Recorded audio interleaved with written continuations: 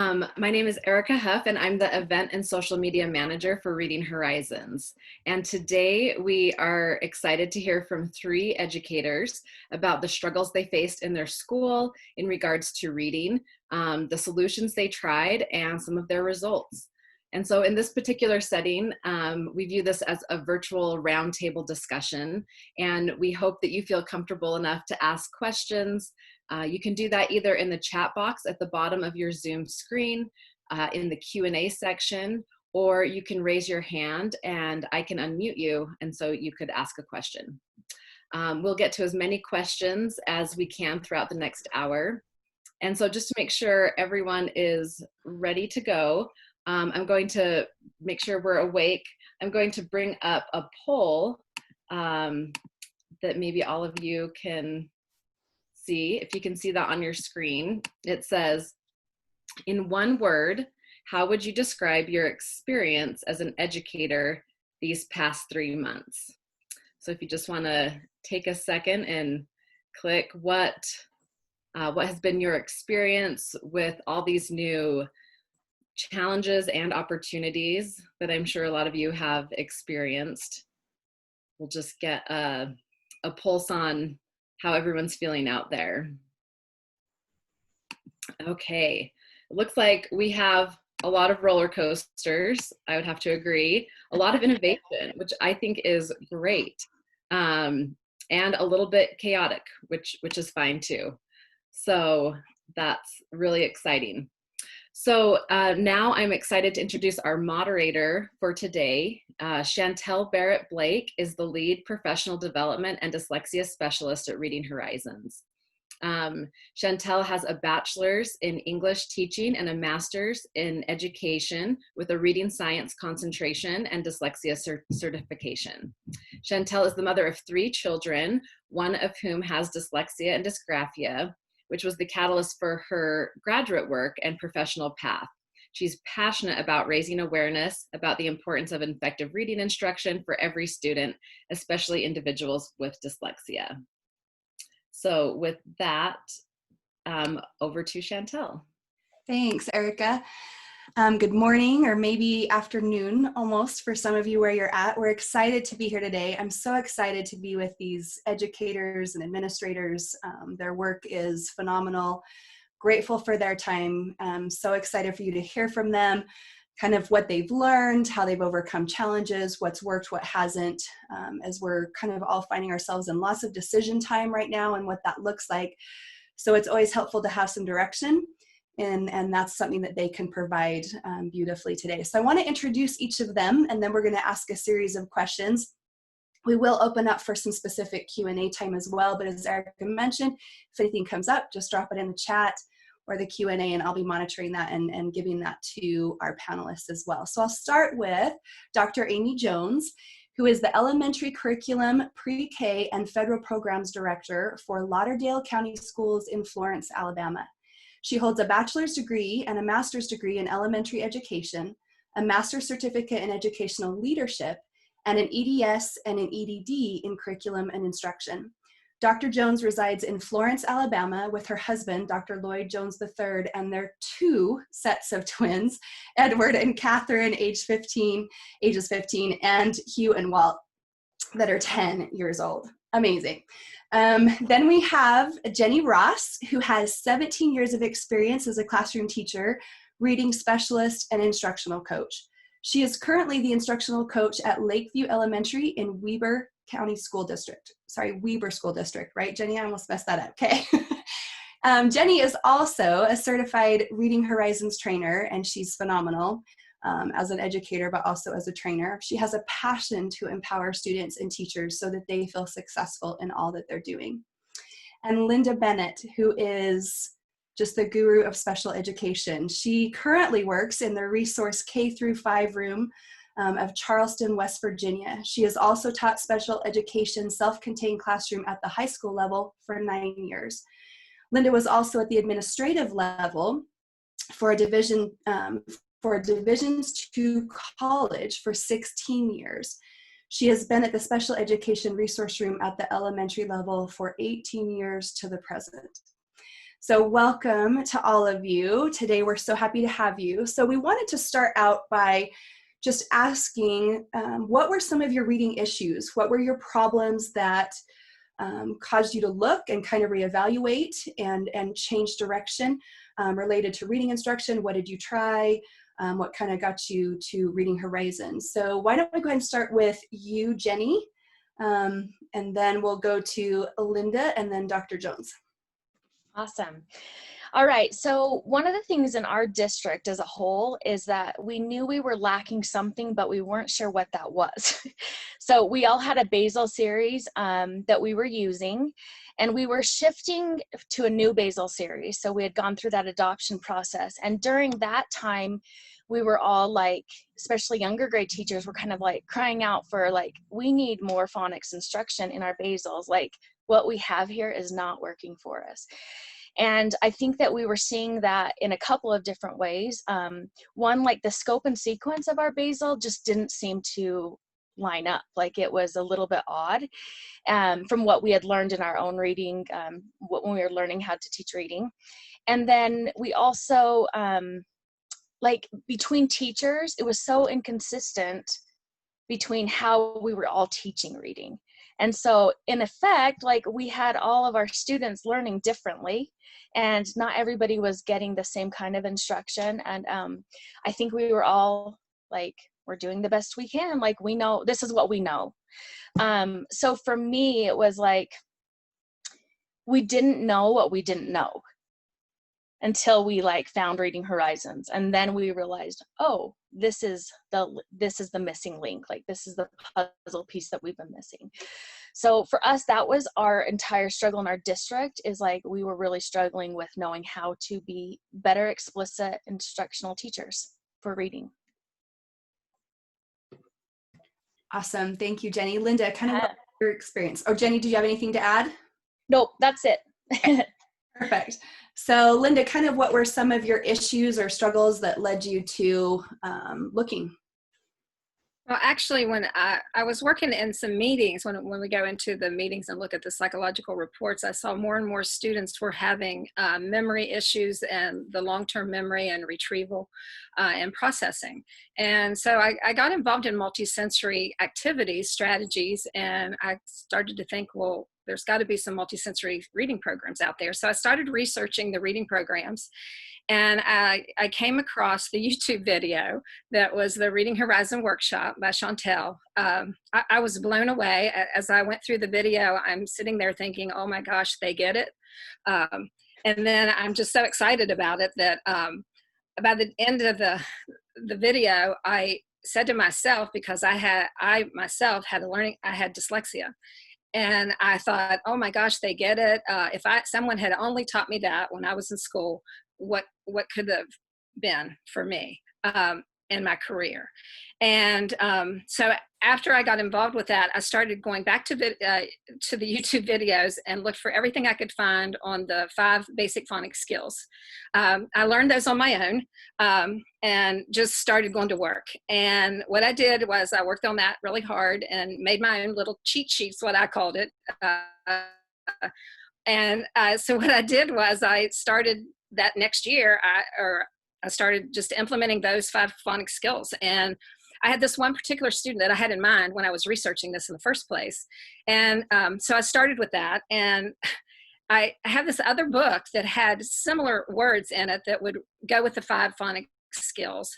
And so I knew that she would be successful. So I thought, I will pull this out. And I pulled it out and I opened to a page that had a lot of words on it that I knew that probably looked very difficult to her. And when she looked at it, I said to her, I said, I would like for you to read this to me. And she looked at me like I was crazy, you know, and kind of like had that look that we all see that I don't want to read this. And so she started reading, and then she would come to a word she didn't know. And she said, I don't know that word. And I said, okay. I said, what phonics skill is it? So she would tell me whether it was 1, 2, 3, 4, or 5. And then I would say, well, what's the sound of the vowel? And so then she would tell me the sound. And I would say, well, then what's the word? And so then she would tell me the word. And so we went through the entire page that way, and continuing when she had a word that she didn't know. And when we got to the end of the page, I looked up at her and I said, and I probably get emotional because I do with this, but I looked up and I said, you didn't think you could read this, did you? And she had this huge smile on her face and she said, no. And it was just a wow moment for me.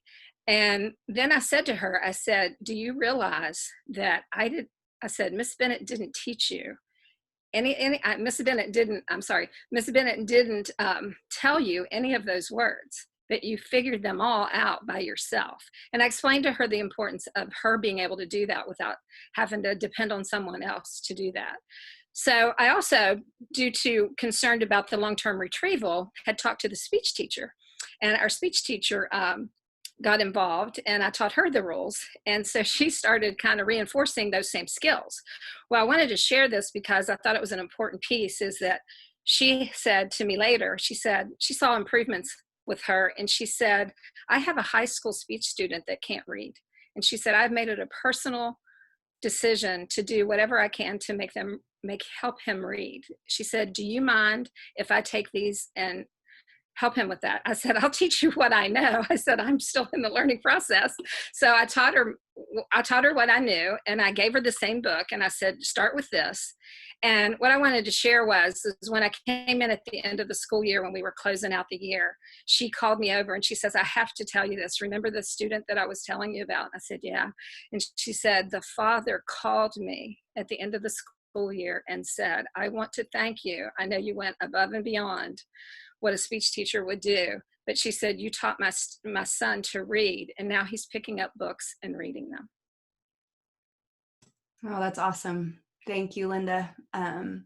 Yeah, Linda kind of pioneered this. I know she, we have, Dr. Jones is going to talk about from a curriculum, from a school district level, seeing the need, and Jenni's kind of done it from a coach, and we've kind of got it from all three levels, from the teacher, from the coach, from the director.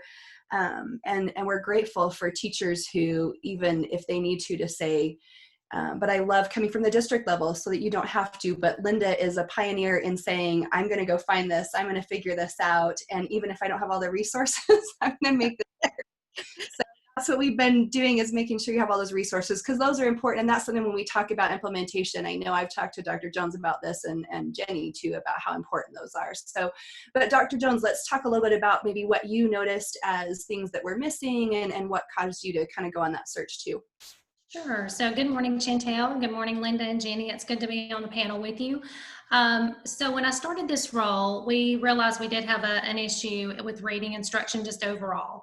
And so you have to start somewhere. You can't look at the whole chunk at one time, because there's so many parts and pieces that teachers need to have their knowledge base impacted, that you almost have to choose, where do we start first? And so after going through Orton Gillingham training myself, and just understanding the need that's out there and the lack of training our teachers actually have, I went in search of something to help us in this most important piece of phonics. And so that's what led me to Reading Horizons. I was looking for that piece that would not only teach our students the phonics skills that they needed to be able to decode and encode, but also will be able to teach our teachers. Because if our teachers are just given materials and they do not have the appropriate training and the things that they need to be successful, and we all know just teaching them how to, go through the manual and understand the layout, that's not training. They have to fully understand the science behind what they're teaching. So Reading Horizons was able to provide that for us, and we've seen so much change, just the feedback from the teachers, the comments about, why didn't I know this a long time ago? Why was I not taught this way? And that's not just in Alabama that we hear that. I've heard that from curriculum directors all over the country. So we know it is something that plagues all of us. We had also, like Jenni, been in a basal series for quite some time. We had renewed the same one again. So we had been in the basal mode for a long time. And it's important that the curriculum directors on the call understand basal readers are not the solution to solving reading problems in our schools, because they just do not meet all of the needs of the children. So we have to get down to really looking at those solid pieces that help us to be able to have a good program that will meet the children where they are, that will be multisensory, explicit, systematic. We hear all these buzzwords right now: explicit, systematic, sequential, but it's true. That's what they have to be successful. So that's what I found with Reading Horizons. We've used it now for 3 years and have seen such gains. Just students, yes, but even in our teachers' knowledge base, it's changed for the better. So that's kind of what led us here. You know, all problems in education as far as instruction will go back to instruction or the curriculum we have there. So it either goes back to the teacher's knowledge base or the tools that we're putting in their hands. But tools in their hands without the knowledge is going to get us nowhere. So that's where we've been. That's awesome. Thank you. Yeah, I know that was my experience. I've shared it. You know, I just felt like it was a tool I was missing in my tool bag to help the students, even the older students that I had that were struggling. So it becomes invaluable to have those tools to feel empowered to teach it. And then, like you said, to have that combination of the curriculum support, but that knowledge base to move into that. So Dr. Jones, because I know you just kind of finished up, but you started to talk about those results. The next thing we wanted to focus on is just each of you sharing a little bit about the results that you have seen. So Dr. Jones, why don't we start with you to just kind of piggyback off of that and talk about kind of what you've seen. Sure. So as far as our data goes, we really would have liked to have seen end of year, but that didn't happen because of the closure. So just speaking about what I know as far as our schools and what I've heard from our reading specialists and our interventionists, we have seen such growth among our students as far as our tier 3 intervention students being able to move back into what we call tier 1 and tier 2. Tier 3 for us is not necessarily special education. It's that at-risk kind of pull-out environment. So we've been able to empower students by providing consistent instruction in the general education classroom all the way to the pull-out intervention classroom. The children are seeing the same methodology everywhere that they go. So that consistency has been so helpful because then they're able to take that, build on it. We see growth a lot quicker. So we're able to get them back in just that general ed setting, which is always our goal, is that they're able to stay with their classroom teacher. So we've seen a lot of growth there. I'll go back again for the curriculum directors on the call. Just the changes in our teachers' knowledge base has been huge. And I think that's something, again, that's worth talking about when we talk about successes, because you know, we can see student growth, but what are we seeing among our teachers? Are our teachers growing? Are they getting the knowledge they need to continue impacting the students? And we have seen growth there as well. Awesome. Thank you, Dr. Jones. And I know, so why don't we go to you, Linda, talk about personally kind of what that was to empower you, but then the results that you've seen with your students as well. I think for me, what I would see in other programs, you get to a point where, you know, sometimes they could blend, sometimes they couldn't. And there was just certain pieces in that process that they didn't have. And then by the time they were at 3rd grade, they still didn't have those pieces and further. So for me, being able to see them start to put that together and for that to develop, and knowing on the back end that it's going to continue in that systematic way, that's what I saw that was so powerful to me. And because I really believe that students who are labeled, so to speak, learning disabilities should be mainstreamed out of special education by the time they leave 5th grade. They should be on their way to be mainstreamed out. I know that from my own experience, and that needs to be done. And I really felt like the Reading Horizon program would do that for those kids who are truly college-bound kids.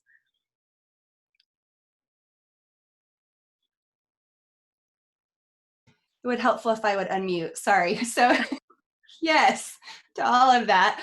You know, it's interesting. I'll get this question a lot. They'll say, when we talk about approaches, and they'll say, you know what, our students are fine in K2. What we're doing for phonics is fine. It's our 3rd grade students that are struggling. And I have to be very careful how I word that, because I've learned over time, if I want to know how your K2 phonics is doing, I look at your 3rd grade reading scores, right? Like, it's about how is that carrying over? Like you said, Linda, where is that transferring? And as you said, Dr. Jones, you know, we know a lot of the phonics that showed up, everybody got on board when the National Reading Panel came out in 2000. It was, yep, we can all agree phonics needs to be there. What wasn't agreed upon is the way that phonics needs to be taught. And so there was a lot of approaches that kind of went under the radar of like, oh, we've got phonics now. But if it was really effective, our NAEP scores would look much different since that report came out. And they haven't. And they're attributing that to, we're waiting to have that explicit approach be carried in tier 2 and 3 and in special education. And if we run that across all 3 tiers with that consistency of language, but in that tier 1, then we'll see those scores really start to change. So yeah, that's a key part of that as well, to get what they need, get them out, get them back in, but that consistency of language. So Jenni, why don't you talk a little bit about what you've seen as far as success utilizing this?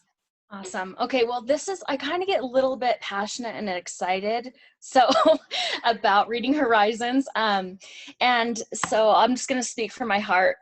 When I first heard about Reading Horizons, it was another coach that was like, I went to this training and it was really awesome. And she was kind of telling me just about the 5 basic phonetic skills. And I knew immediately, like, what? Like, I've taught reading for 13 years and I'm a pretty good teacher, I felt like, but I knew that, wow, I was missing something because, you know, I had gone through a lot of training with the National Reading Panel and all of that stuff when it first came out, the Reading First grants. And so I had a lot of training in reading. I also have an endorsement in reading, a level 1 and 2. So I'd had all of those. And then when I heard like the first bits of the phonetic skills, I was like kind of blown away. Like, what? Why have I never understood this? Before that point, I kind of thought that like there's all these little elements of phonics, right? Like, yeah, you teach all these different skills. But when I heard about Reading Horizons, I realized it's a really simple framework that made sense to me all of a sudden.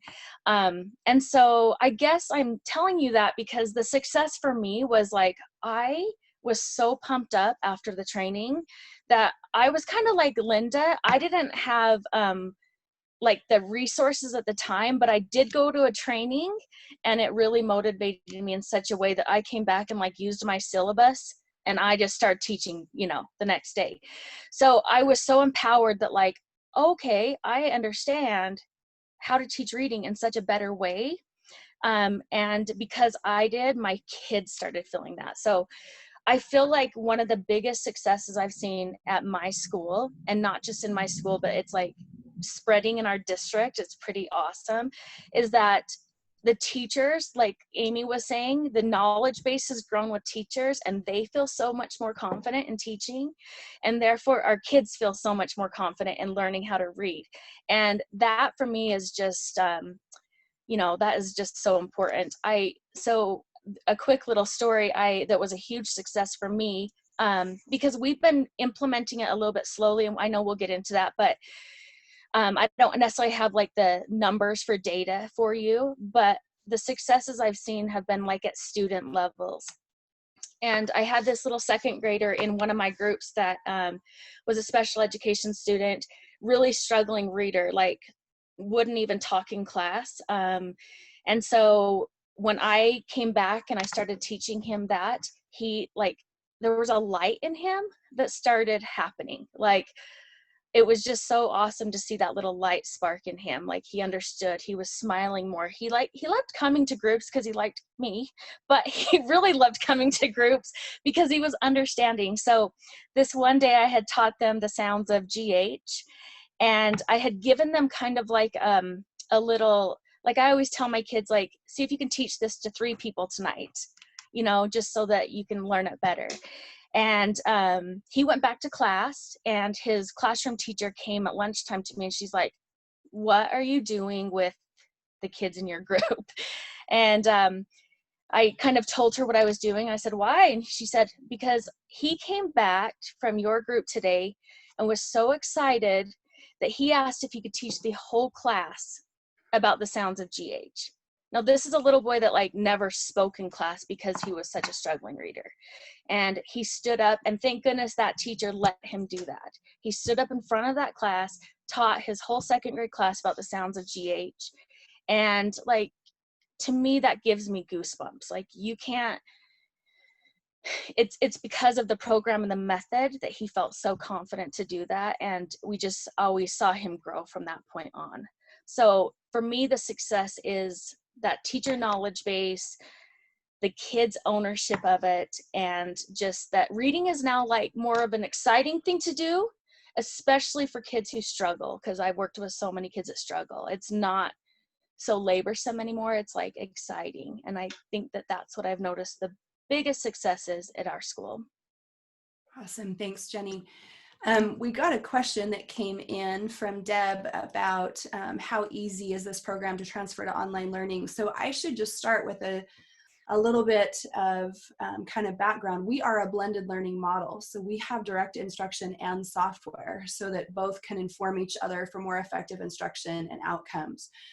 So during this time, this was something we were going to discuss, and we can maybe just hit on it briefly now and revisit again at the end. But how easily we're able to pivot during this virtual time. A few things we've done, previous webinars that we can share with you after on virtual learning and what that's looked like in this time, to use that combination of software and direct instruction. Those that don't have access, we have packets, we have videos, all the lessons are recorded. Our implementation coaches recorded all of those lessons so that if we find ourselves in the same situation in fall, and that will go into kind of what our plans are for fall as well, but we can pivot really well in that situation because we have both options. We have two programs. We have Reading Horizons Discovery that is for K-3, mainstream and intervention across those, like Dr. Jones was talking about, and Jenni, across that language there, that consistency. And then we have Reading Horizons Elevate, that's intervention specific for 4th through 12th grade and actually for adults, covering those foundational skills. But the biggest difference is maturity of interface on that Elevate program for older students, and age appropriate and relevant transfer material. We know how important that is for motivation, which you all know, how critical that is. So Deb, we pivot so easily because we are a blended model even in the traditional classroom. So then that just pivots when we find ourselves in that virtual instruction. Why don't we just, as long as we're on that, talk about that a little bit. We can circle back around if we need to. Jenni, why don't you start again this time, talk a little bit about maybe what that's been like for you guys as well. Okay. So for us, I'm not a classroom teacher at the moment. I'm an instructional coach. So my role in this has really been trying to help my teachers in my school building to deliver this instruction virtually. So this year we actually took on the software before Reading Horizons offered it to everybody for free. We actually purchased it at the beginning of the year. So for us, our kids were already doing it, and they were already used to it. But I think for my teachers, it was so vital because the software allows direct instruction for those kids. So even though they weren't getting like the teacher's daily lesson, they were still getting something, a direct instruction lesson. And then during this last couple months, my teachers have been monitoring their kids using like the software, the checkups and the little tests, the chapter tests. And so for them, it's been helpful to know, like, is their knowledge base growing? Are they not? And like which students are actually even getting on doing anything and which ones do they need to reach out to, with a little more personal approach to that. And so we've kind of used it that way. And I know that my teachers have also used the Reading Horizons lessons, the virtual lessons that the implementation coaches have created. At our school and in our district, we also like came together and created lessons just for our kids, just so that they could have that personal face at every school. And so we've kind of banded together as a district to kind of do that so that our kids are really covered on both ends. Like they're really getting a teacher's face giving them direct instruction, but they're also getting that software. And so I think that's how we've been handling it this far. Great. Yeah. And Jenni mentioned, she talked about how they were already using the software and then we've offered it for free. When COVID hit, we wanted to see how we could help to sites that don't even previously use us, and offered our software free through the end of the school year. And we're still offering our online professional development course to empower teachers free through the end of July, to be able to help during this time to empower us to be able to pivot like this as we move forward. And I know, Linda, I'll go to you next because this was something that when we were able to offer that, then you were able to utilize at this time, the software. So maybe talk about kind of how you used that and pivoted during this time when you had to go to virtual instruction. Well, actually, I got an email from the company. And actually, even before that, I got multiple emails of support for when the pandemic hit. And when I saw the one that said you can have the software free, Mike is my accounts executive, and I sent him an email and I said, "Are you guys kidding?" I didn't really believe it at first, and they're like, "No, we're going to do this." So actually, I used both of them, the Elevate and the Discovery, and I actually called all of my parents and told them that I had been learning these strategies and that I had been implementing these strategies, and the basic ones at first. Obviously, there's a whole lot more to that than just those 5 skills, but and said that they would have some familiarity to what was going on when they started doing the program. And it talked about how valuable the assessment was just in starting, so that I would know where to start next year. So I called every parent and explained to them the value that they had here, and that it would be like me, they weren't going to miss a beat. It was going to be like the program was going to continue to go on, even though I wasn't there with them. So that was valuable for me, because quite honestly, if you are in special education, I spent the majority of my time doing distant learning plans and documentation, which was very frustrating. I would have given anything to spend all the time with this software.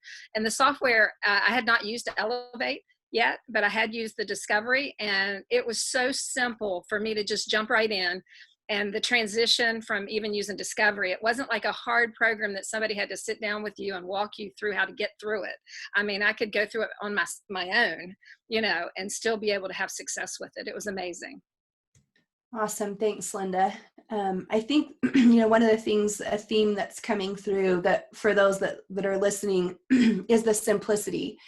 And I want to be cautious of that, because I know, especially because we're in Gillingham based too, sometimes there's this sense of, well, is everything covered? A simple approach doesn't mean not comprehensive. Comprehensive, we're still comprehensive, but this is the thing that I think made me nervous as an educator. I felt like, and I think why so many of us as educators are not confident, is I feel like I need to have a linguistics degree to teach this. And even though there's a level of complexity to the English language, it doesn't have to be taught in a complex way. And simplicity is part of the power for building teacher confidence and student confidence. And even in the platforms, like Linda said, during this time, we were also overwhelmed as educators. Having a simple framework to be able to even move in that virtual classroom was helpful, and to provide resources if they didn't have access to digital, which is, I know, something, Dr. Jones, you kind of found yourself in too. So do you want to talk about your experience during this time? I'll be glad to. So, of course, this is new for all of us. We're in uncharted waters, as we've all kind of heard and said many times. And I took a few notes I wanted to bring up as as Jenni and Linda were talking. In Lauderdale County, we just have pockets where there's no internet access whatsoever. So it wouldn't matter if we provided them with a Wi-Fi hotspot, if we gave them a device to use. I mean, it's just dead. There's nothing there. So as we went into the closure, we had to make very quick decisions about what to do. And we all hear about being equitable. We want to make sure that what we provide is equitable. So we chose at that point to do paper pencil packets until the end of the year. Thankfully, we were to that kind of review phase of the school year where we were all getting ready for testing. So it wasn't that the students wouldn't have continued to learn if they'd been at school, but we were in a sweet spot as far as having to close at that time. Now, since then, looking ahead, we have created a plan for our virtual summer camp. We are required to do a K-3 summer camp for students who are at risk in the area of reading. So we are actually putting Reading Horizons as a part of our virtual summer camp plan, because our students have to participate for 2 hours a day. So they will watch the virtual lesson. They will be assigned a discovery lesson to participate in the software. And then we're also planning to use that in our virtual plan for the fall, just in case. I mean, nobody really knows what's going to happen at this point, at least in our district, we don't. So we're just kind of creating a plan so that we're ready. So it will definitely be a part of that. I think if you're a new district looking at this for virtual learning, you need to make sure that if you choose Reading Horizons as a part of your plan, that you provide your teachers with the training that they're going to need to implement it. Because to me, it's not something I could just push out to the teachers and they could just pick up and run with it, because they do need to understand the why behind what they're teaching and what they're taking to the students. So I would say definitely they need training. They need training on the program components. They need training on the software. They need training on how to read the reports and to know that what the children are doing, that they can see that there's success. I also think it would be a good idea too to possibly have an implementation coach who's web-based, who can help during that process if you're a new district using Reading Horizons, because I could see where that would come in handy as teachers are trying to roll this out with students, because in all that we're encountering, we're learning as we go. We say, you know, we're building the plane as we fly it. So they're going to need that support as they're rolling this out to their families and to their students, because the families will have questions. And if they've not implemented before, they're going to need that coach there to help them with that. So I definitely encourage you to look into those two things if you want to make Reading Horizons a part of your plan. Again, you know, Chantel mentioned the software, the direct instructions provided through the videos that you all have already created, Chantel, which are awesome. And then the print materials are very good too. We thumbed through those and really saw how valuable those were. So I definitely think that would be a part of our plan moving forward as well. The way we're able to use this, and I mentioned earlier, you know, we do have those dead spots in our county. And the way we're able to use it for summer is this has actually given us a little time to prep. So we've been able to reach out to families to find out who needs a device, who needs a hotspot, and if the area where they live is just dead, what can we do to get your child to a place where they have access to the internet? So we've been able to spend some time in that troubleshooting mode. So we feel a lot better about moving into virtual for the summer and for the fall. So those are my suggestions, though. If you're new, make sure you support your teachers, give them the training up front, because if you just throw them out there, I'm afraid they would feel like they're drowning in something brand new. And Jenni and Linda, you can speak to that also, but that's just my suggestion as we move ahead. Yeah, that's great, Dr. Jones. Thank you. Yeah, we're going to talk about implementation as kind of one of the last things that we'll focus on, to talk about kind of those hurdles and best practices. We're going to open it up for just some questions right now. We've got one that's come in from Anne that I'll pose to all of you, and you can really just kind of answer if this is something you want to speak to. And then if anybody else has questions, go ahead and drop it in the Q&A. I'll be watching that in chat. And even if you want to just ask directly, you can raise your hand. You can click the raise your hand and we can unmute you to be able to ask directly if you'd like. So Anne asked, when implementing the program for K-3, do you always start with chapter 1 for every grade level each year and work your way through? Question. So, You want me to start? Yeah, sure. I'd like to start. So in our first year, Anne, we did start with chapter 1 with all the grade levels that implemented. It was, well, kindergarten has their own book, but for first through third, we did start with chapter 1, and mainly because I wanted our teachers to walk through it. If they did not walk through those initial chapters and work their way through, they would have not been able to see where their kids, you know, when they get the next year's class, what they had already encountered. The teachers are also learning the method as they're teaching it. So I felt like it was very important to start there. Now, as we moved into year 2, which was this past year, 1920, we did not have to start at chapter 1 in grades 2 and 3. We were able to assess our students with the chapter test and start them. I think third grade started in chapter 3, second grade somewhere in chapter 2. So we were able to actually place the children as a class, you know, where they needed to be to start. But because the teachers had walked those chapters 1 through wherever they had gotten the year before, they already were familiar. So I hope that's helpful as you're starting to implement your first year. That's great. Jenni, do you have anything to add, or Linda, on that? I would say at our school too, implementation has kind of been, it has not been all at once. So as teachers learn it, I would second what Dr. Jones says, like they need to start with chapter 1. But even when they start, I think it's recommended that everybody start with chapter 1, because at the beginning of the year, you might have new students to your school. It kind of, like, for me, levels the playing field. But like if I'm a third grade teacher, I'm not going to go so slowly through those first initial concepts. I might be able to go through like chapter 1 in 1 day as a third grade teacher. And chapter 2 might take a little bit longer, but you know, compared to like a first grade classroom who's going to go much slower through those skills because it is mastery based. I really like Dr. Jones's idea about the chapter test. We have not done that all the way yet, just because we're still implementing a little differently, but I do like that idea. But my recommendation is always starting at chapter 1, because you do level that playing field. And then I will say that is a tricky thing a little bit for teachers as they're getting used to it. At least it was for my school, and for people that I've trained, that's always been a big question, is how do we pace that, because the kit is the same. And I think once people go through it the first year, then they gain this really great understanding of how it all works. And so you can see, because it's mastery based, like some years it's going to look different than other years.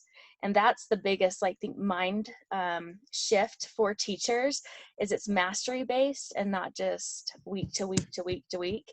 And so that is why I think we start with chapter 1, because we want to make sure those skills are solid, because if they don't have those skills solid, then they're going to have some issues further on.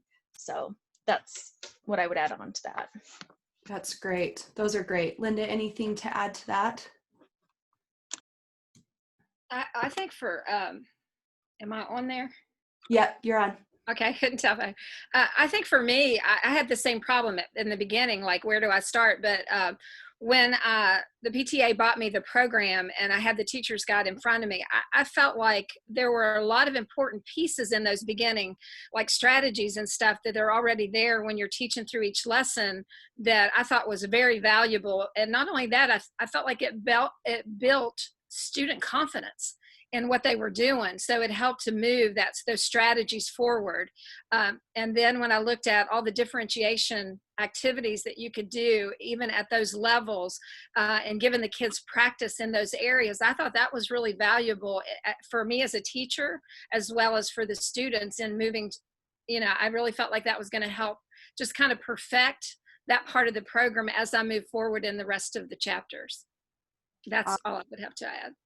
And Chantel, I want to add to that, if you don't mind. I love the fact that the Discovery 1 through 3, it is a 1st through 3rd grade curriculum. So if a teacher in class A has to go a little slower with her class than the teacher in class B, because we are stressing teach to mastery, which is so critical. We've gotten away from that in education, to where we teach to this pacing guide, or we teach to this week by week skill focus, that we're focusing on mastery.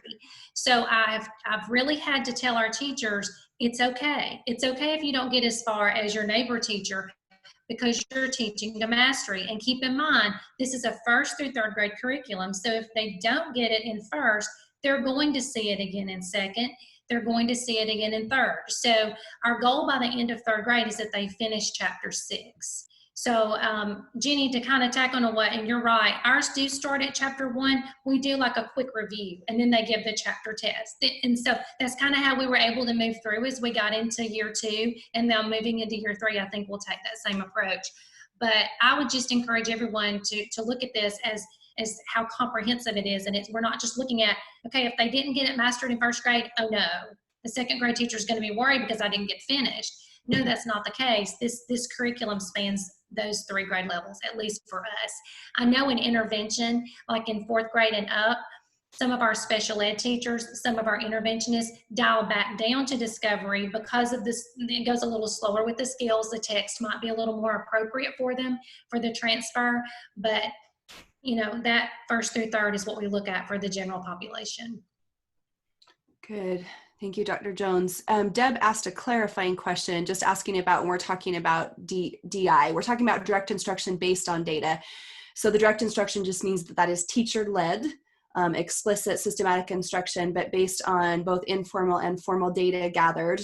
Part of our instruction, there's a process called dictation, which is the multisensory component during guided practice, where students are hearing it, saying it, writing it, reading it. It becomes a fantastic opportunity for informal formative assessment during that observation time. Then they're practicing that decoding practice at the word and sentence level with transfer cards, and then to full connected text, to that decodable text. So there's lots of opportunities for both informal and formal assessment, and that is always driving our instruction, because as everyone has mentioned, we're moving to that level of mastery. There's been a couple, Shelley and Candace, that are asking about Elevate, the upper grade program, and teaching it. And Candace, looks like you've taught it for 25 years. In elementary and junior high, and they're loving it, and you wanted kind of some more specific support for that. So we are doing, and we can address that a little bit today. Today is more Discovery focused. We are doing an Elevate focus panel the first part of July, and we'll drop that date in the chat for you to look at, and we can even send the link to that.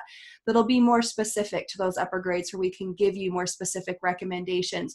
We've also done a lot of webinars recently specific to Elevate and EL students. And those are things, if you'd be interested in, Candace and Shelley, we can share those as well.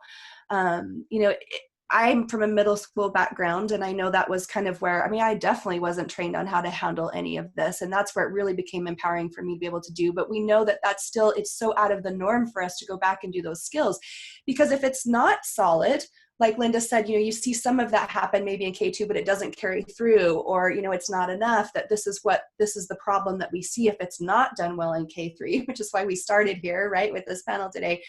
That then we as middle school teachers see it show up in those later grades. And I think this was a disconnect for me, that I had to go back and do this, but it's always hard to know how to implement and get buy-in from students. And we're going to be talking a little bit about that more specifically on the Elevate panel. So please come to that one as well. We'll focus on that, but we do have resources that we've done that we can share as well, because it's so critical that we go back and make sure that these foundational skills are there. But we are doing more and more resources. And one of the things that's been really fun, just to let you know, we have pivoted and we are doing virtual training.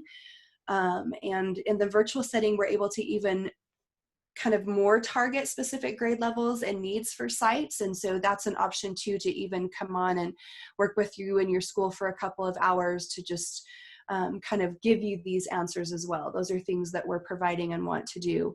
But let's come back and visit that again. We can answer that question. I'll follow up after and answer you directly, and point you to those resources. If there's not other questions, let me just double check and make sure I haven't missed any.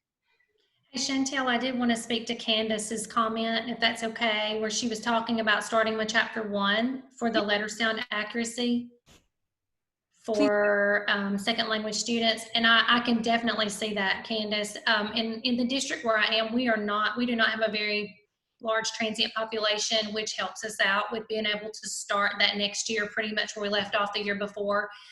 We also do not have a large second language student population either. So I can definitely see, depending on your situation, where you might need to spend more time with that. Good, thank you. I know, Linda and Jenny, you may have seen some older, students in what you're doing too. So are there any recommendations, just really quick in like 30 seconds, that you would recommend for, just that approach, or what are your thoughts there? Linda? The one thing that just came to my mind, because I was learning, but you all just put out a new YouTube video that was on just the software on Elevate and how some of the changes you've made. And it was very valuable to me, who was just starting to do that over the COVID virus, what that all meant. And it really opened up a lot of things for me on how that program developed and how it will continue for upper level students, which that may help just in the process if they're not real familiar with where it's going. Thank you. Jenny, anything to add on that? We've got a couple other questions after this, but. Not really. We just have used it, the software with our upper grades, but we've really been trying to focus on discovery right now. Okay, so there's a couple other questions that have come in. So how would you recommend using Reading Horizons in conjunction to a reading curriculum your district already has in place? So, yeah. I can Jenny? speak to that. I think, and who was it that asked that question? I think it was maybe Deb. Okay, so Deb, this is a thing that we have been really concerned about too. And I remember, I don't even know if Chantel remembers this, but maybe 2-3 years ago, I was like, how are we supposed to do all this? The basal series, and I know that this is better. So I think, do you remember Chantel? I met her at the Reading Horizons building, and she talked me through this a little bit because I had the same concern. And then also, how do you get kind of that buy-in from everybody with that? So what we decided to do is that this is kind of getting into the implementation, Chantel, so I hope it's not too much, but going in and out of implementation too with these. So. Okay. So for us at my school, it was a journey. I saw somebody else ask this question about how, as a reading specialist, can I do that? That's how I started. I was a reading specialist. I started the program. And then my teachers really joined in after that, my classroom teachers. And so when we got our new Basel series, they were trying to learn that series and Reading Horizons at the same time. And so I kind of gave them the choice, and they decided to just do the Reading Basel, and then try to teach the scope and sequence in the Basel, but using the materials from Reading Horizons. So we did that 2 years ago. And at that end of that year, like, I had a discussion with my teachers, and it was just like, where are our roadblocks? And for them, that was a lot. It was a lot to, like, what do we do in the Basel? How do we incorporate it all? Like, they felt a little bit confusion. So as a school, and our district backed us up, was that we decided that for the Basel, we would really use that for teaching comprehension and vocabulary skills. And our district is great about backing us up as far as, like, not just teaching from the beginning of the Basel to the end. It's like teaching those core standards. And so that's what my teachers use the Basel for, is comprehension and vocabulary. And then they have just had to learn, and it's been a shift. Like, just don't worry that you're not teaching the phonics in the Basel. Just, like, let it go. And they're just using Reading Horizons for the phonics portion.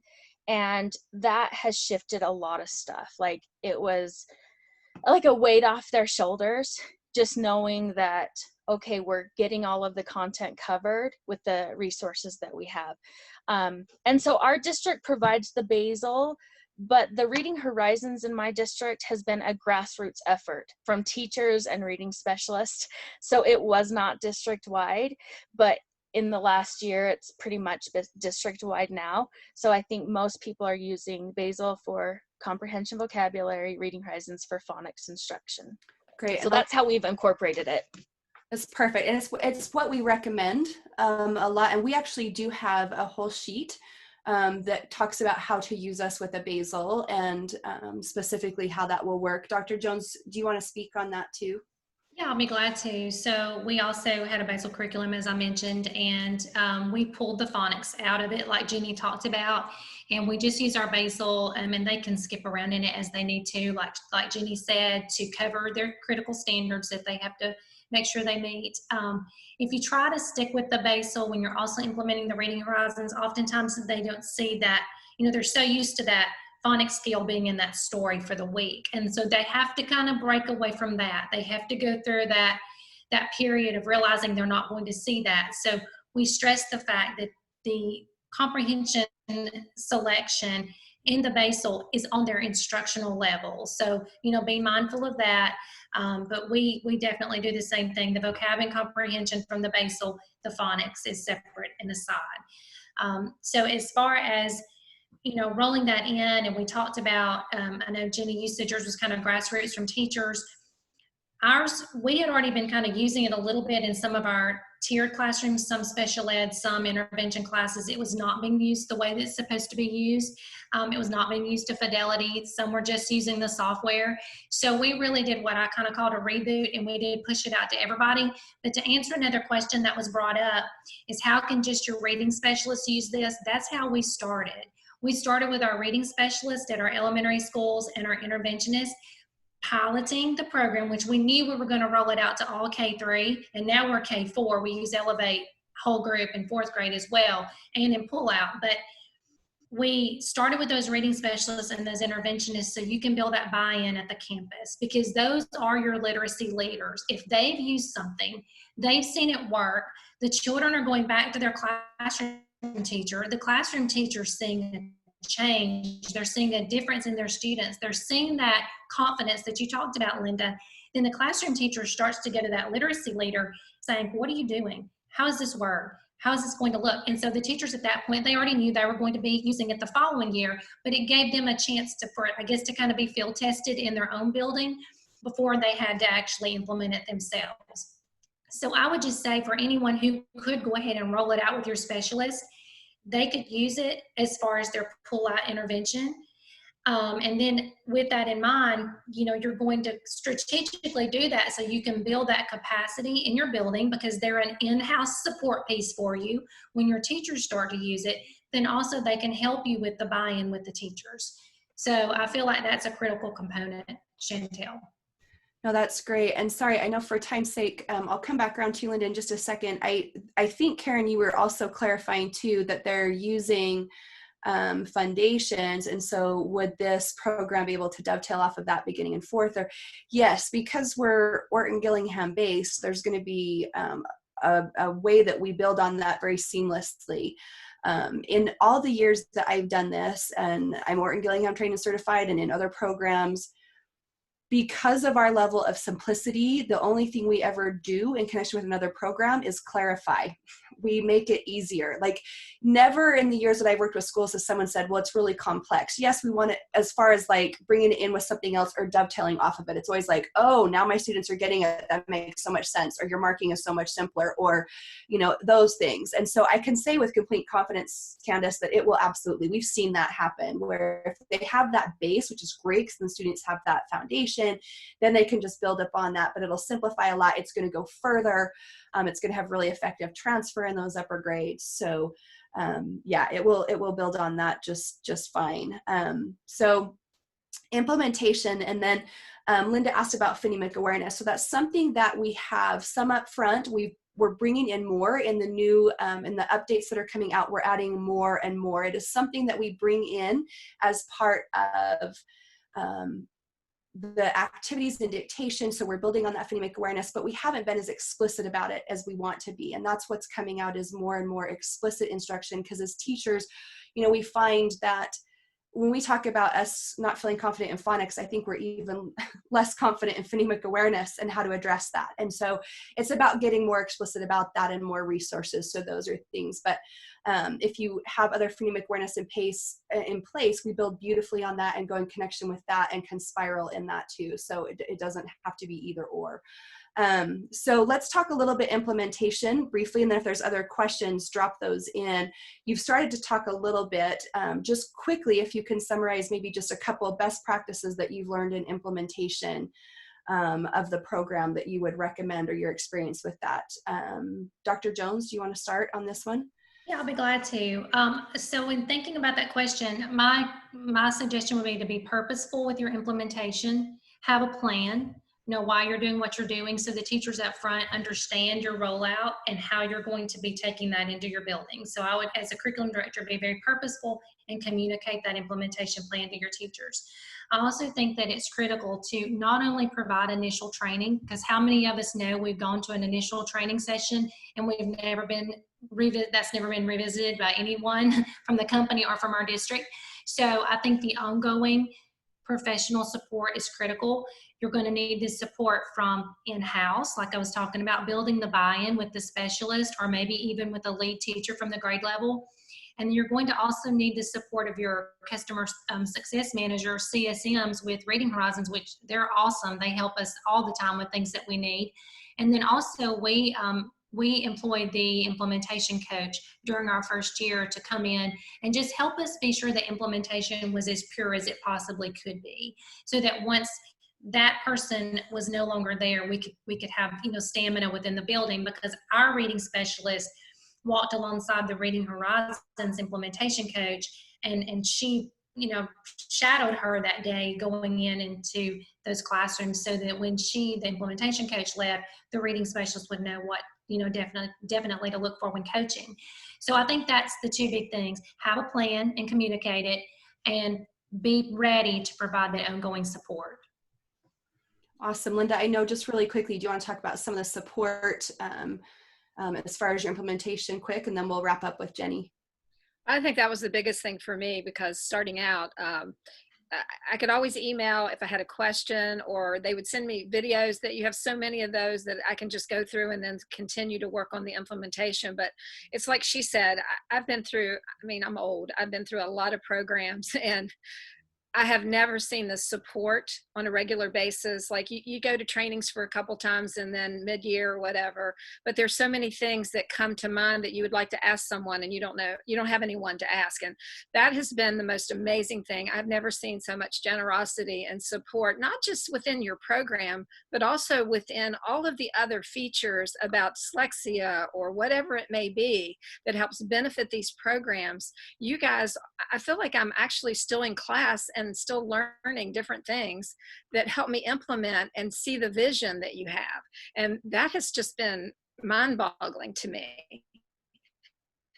I haven't seen that in, 40 some years of education. So that is critical, as Amy said, is that that coach that's there to help you make sure you're doing it correctly. And I can tell you as a teacher, there are things, and in my situation, I'm old, so I didn't have the elementary education that was required. I was grandfathered into that. So I was one of those that didn't have those skills, and when I watch this, I'm thinking, oh my gosh, if somebody had taught me as a teacher, how many of these other kids could I have helped? So you all have all of that support that has just been something I have never seen. Awesome. Thank you, Linda. Jenni, just anything to wrap up on implementation? Yeah, I would just say that it's a journey. And implementation takes time and it's a process, but if you, like it sounds like in Dr. Jones's district, they kind of did it as a whole district. And if you're in a district where you're not, and it's kind of just individual schools, I know from my school, we had to like purchase materials like every year, a little at a time. And I would say that's every little thing helps to make instruction better. So I would say it's a journey. Your teachers are learning, kids are learning, but it's exciting. And I just wanted to second like what Dr. Jones says, like training is key. Like going to a training is so important for all teachers. I would say that is my number one because it's so empowering and it does teach you those things. So training would be my number one thing. Awesome. Thank you. Thank you all so much. I know we're right at our time. Thank you, Linda, Dr. Jones, Jenni, for your time today. And if you have questions that weren't answered, we will gather those and share those for the panelists to respond to after. So I'll turn it back to you, Erica. Thank you. Thank you so much, Chantel, Linda, Amy, Jenni. I think a lot of us got our questions answered. I have just a quick poll for you attendees about how we can best help you with your current situation you're in. Just mark on there what we could do to help you. That would be great. And then we do have, as we had mentioned a few times, we do have a summer webinar series coming up. And so I'll put that on the screen that you can see. You can mark any of those down. And just as a reminder, you will get an email tomorrow with this recorded webinar to feel free to review or share with other people in your district. And then also there'll be the link in that email for the professional development training for this summer, or also more information about our summer webinar series that can make you have more informed decisions for the fall. So thank you so much for attending, and we hope to see you again soon. Thank you.